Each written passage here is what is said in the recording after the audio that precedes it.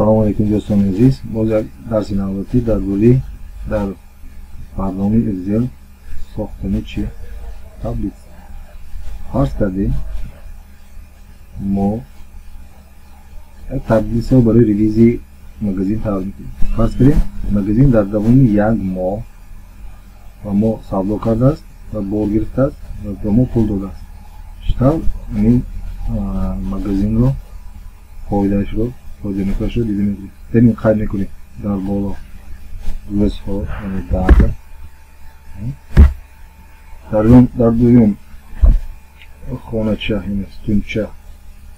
ویروچکه رو می‌رسیم ویروچکه در سوم خانه چی رو می‌رسیم فری خواب یعنی درآمدی بارا فری خواب انا فرض کنید ماهی چی؟ ماهی ایل بود ماها ویروچکه فرض کنیم اصلا نمیشه بود فرض کنیم فری خواب امروز 202 شد با اومد همکنون باز روی بیان شد همکنون این تابلیت رو نوشته نمیشیم چون که این تابلیت دام هست برای این رو تا آخر نشان دادن پروگرام این رو ویدلی میکنیم بعد در کنجی که راستش رو از پایان میکشیم ببین خودش خواندگیش رو پروگرام چی نیست پروگرام دام هست ساختم چیز بشه بعد سی نمیشه نوشته نمیشه ممکن فرض کنیم در دومی چند روز این چی هست سابلو شده است سابلو شده است من در البته برای مثال میسازم لیکن آوازه شما انیخ میشه کدام روز چند روز چی سابلو شده و چی پولشنده نویسیم فرض کنیم در دومی ما هر روز گوناگون چی سابلو شده است این چی شد نمی‌سی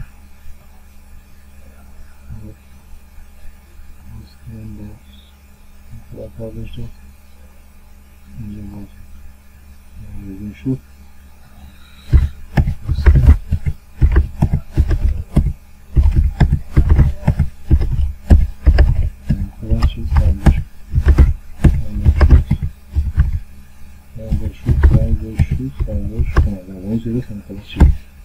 اکنون در دوام ماه فرض کنیم در این روزها چند بار آمدن میگیریم آمدن فرض کردیم مثال البته لیکن از شما از یکی فقطی چیز رو چه میگید در این حال چی آمده هست و ما رو چی میگیریم اصلاش کرد من اینجا برای فهموندن مثال رو من اکنون این رو با کماندی سومیره میکنیم هم ایتابا میکنم ایتابا هم در اینجا سومیره میکنیم یعنی با سابلوش ریلیز حالا چی کنید همش رو سومیره میکنیم جانکار نمیشه پروگرام خودش سومیره میکنیم یعنی سوما از چه که CR minus یک CR minus یک سومیره ترلیز داده است سومیره یعنی همه همین چه کارو اتوماتیک پروگرام خودش سومیره جانک 590 هزار چی هست اکنون چرکی دویم جان نه پلی خودی برده مگزین چی آمده است سومیره بدیم افسوسم این فقط اینجا وجود داره در اون که بالا رو ما باید کنجکش رو قبیله اگه استوری که پیدا میشه کنجکش رو میکنم دستی راست بالا افتادیم کش بالا میکنیم تا همین روزی البته همش رو خودش پروگرام سومیره میکنم سومیرش کنم 20222 چی اومد بار اومد خودت چی حساب شد برای این رنگ‌های گوناگون اشاره میکنیم برای فراموش کننش ما فرض کردیم مقدار بار اومد مقدار بشه اون چه ریویز میکنیم فرض کردیم در دوام وای ماه از تحقیق بار شما در مگزین شما یا در اسکلید شما فرض کردیم 80950 چی بار بود بار بود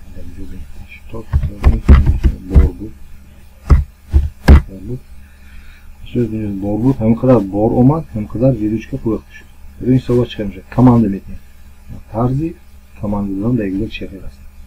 چه کارو دیلیت میکنیم اینجا کمانده برابر رو زیر میکنیم یعنی کماند میگیم که پروگرام همین میکسر همین عملیات ما رو چی اجرا کنه برابر میشه این یه چرخه رو جمع کن و این پیروز رو جمع کن و این یه چرخه جمع کن میگونه این یه چرخه چی میرسی این یه چرخه